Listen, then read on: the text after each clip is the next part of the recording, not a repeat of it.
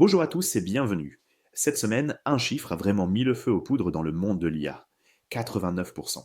C'est le pourcentage de jeunes qui ont déjà adopté l'intelligence artificielle. Et ce chiffre, croyez-moi, c'est juste la partie visible de l'iceberg. Entre cette adoption qui est fulgurante, les questions de sécurité qui deviennent cruciales et des avancées technologiques qui changent complètement les règles du jeu, eh bien, il y a beaucoup de choses à décrypter. Allez, on plonge directement dans le vif du sujet. Alors, on commence fort avec ce chiffre, 89%. Qu'est-ce que ça peut bien vouloir dire? Non, ce n'est pas une note sur un test ou une part de marché. C'est bien plus que ça. C'est un véritable phénomène de société. C'est le pourcentage de jeunes, en France, qui ont déjà utilisé une IA générative. Un basculement qui se passe là, maintenant, sous nos yeux. Oui, on peut le dire, un changement de paradigme générationnel est en cours. La question, ce n'est plus de savoir si la nouvelle génération va utiliser ces outils, mais de comprendre comment, en fait, elle est déjà en train de les intégrer dans son quotidien. On assiste à une adoption technologique d'une rapidité et d'une ampleur totalement inédite. Regardez ce graphique. L'écart est saisissant. D'après une étude de l'IFOP, l'adoption de l'IA chez les 16-25 ans est plus de 2 fois supérieure à celle du reste de la population. On ne parle pas d'une petite différence là, c'est une véritable fracture générationnelle. Et attention, ce n'est pas juste pour essayer une fois de temps en temps, pas du tout. 82% des jeunes qui utilisent l'IA s'en servent au moins une fois par semaine. Et près d'un tiers l'utilisent tous les jours. Pour eux, l'IA, ce n'est plus un gadget, c'est devenu un outil intégré, un réflexe. Et ils en font quoi au juste? Eh bien, c'est là que ça devient vraiment fascinant. L'usage va bien au-delà du simple divertissement. L'IA est devenue un partenaire pour apprendre, un assistant pour rédiger et même un outil pour créer. Elle s'est initiée au cœur même des processus d'éducation et de créativité de toute une génération. Et cette étude de l'IFOP, elle met le doigt sur un paradoxe vraiment intéressant. D'un côté, les jeunes sont hyper optimistes pour leur propre carrière grâce à l'IA. Mais de l'autre, collectivement, ils sont plutôt inquiets de son impact sur la société en général. Cet optimisme personnel, face à cette inquiétude collective, ça nous amène tout droit à la question suivante. Forcément, avec une adoption aussi massive, aussi rapide, une question s'impose. Ces modèles d'IA qu'on commence tous à utiliser, est-ce qu'ils sont vraiment sûrs, hein? Le Future of Life Institute a décidé de jouer les profs et de publier un bulletin de notes. Et les résultats sont, disons, mitigés.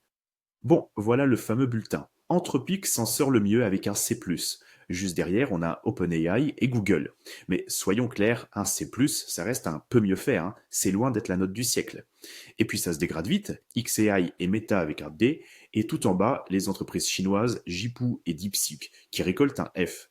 Le tableau d'ensemble n'est clairement pas glorieux. Le rapport souligne quand même quelques bons points. Anthropic, par exemple, est félicité pour son engagement sur la vie privée. C'est la seule grosse boîte qui promet de ne pas utiliser les données des conversations pour entraîner ses futurs modèles. Et ça, dans le contexte actuel, c'est un argument qui pèse lourd. OpenAI, de son côté, marque des points sur la transparence. C'est la seule entreprise de tout classement à avoir publié sa politique interne pour les lanceurs d'alerte. C'est un signe en tout cas d'une approche un peu plus mature de la gestion des risques. Et cette citation de Stuart Russell, qui est un des plus grands experts du domaine, résume parfaitement le rapport. Des efforts, il y en a, mais ils sont symboliques, largement insuffisants face aux enjeux. L'industrie a encore un chemin énorme à parcourir sur la sécurité.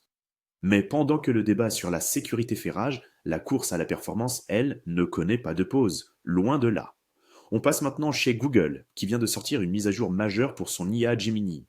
Et ça repousse encore une fois les limites de ce que ces machines peuvent faire.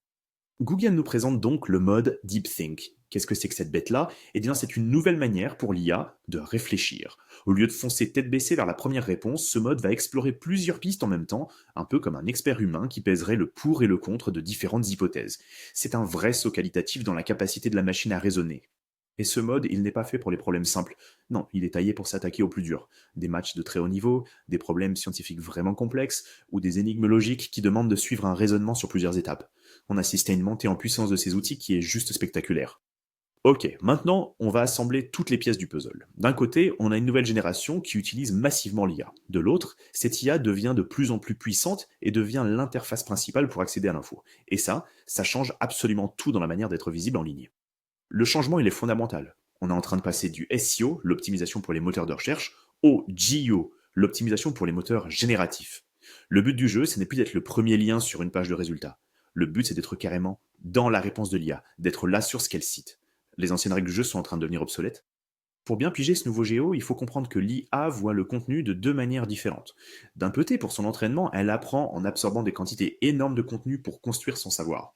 De l'autre côté, quand elle doit répondre à une question, elle va piocher en temps réel des petits bouts d'infos, des chunks, pour citer ses sources. Ce sont vraiment deux logiques différentes. Alors, comment on s'adapte? La stratégie, elle est double. D'abord, il faut produire du contenu de fond, original, de qualité, pour nourrir l'intelligence de base de l'IA. Et ensuite, il faut structurer ce contenu en paragraphes courts, denses en infos, hyper faciles à attraper et à citer pour l'IA. Et bien sûr, l'autorité de la marque devient un facteur de confiance absolument clé pour l'algorithme. Et on termine avec cette question qui, je pense, résume tout. Le paysage du web est en pleine métamorphose. L'IA n'est plus juste un outil, elle est en train de devenir l'écosystème, le nouvel Internet.